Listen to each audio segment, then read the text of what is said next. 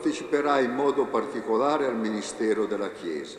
Unità profonda e diversità bellissima sono le due facce della Chiesa profilate dal Vescovo nel conferire il ministero dell'Accolitato a Giovanni Ranieri della parrocchia di Sant'Antonio a Sesti Levante. Nella Chiesa ha detto: siamo un corpo solo, ma ciascuno ha un dono e una ricchezza da portare.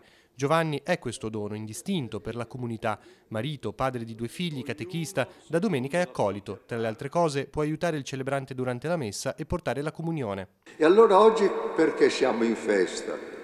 Perché un membro di questo nostro corpo, di questa comunità, Giovanni, viene investito di un ministero.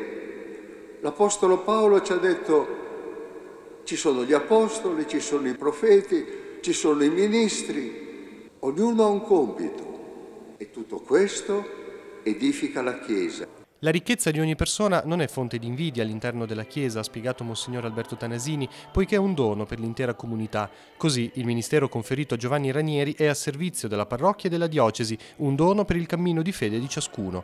Il neoaccolito ha compiuto studi teologici ed è stato accompagnato da tante persone e dai diaconi permanenti del territorio. Sono sposo e quindi comprendo cosa Cristo cos'è Cristo perché è la Chiesa.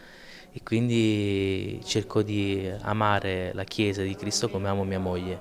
Ho l'occhio ben allenato ad essere padre e quindi ad avere un occhio di misericordia verso il popolo di Dio che mi arricchisce giorno per giorno con la loro fede, il loro cammino, le loro difficoltà e il loro modo di cercare Cristo.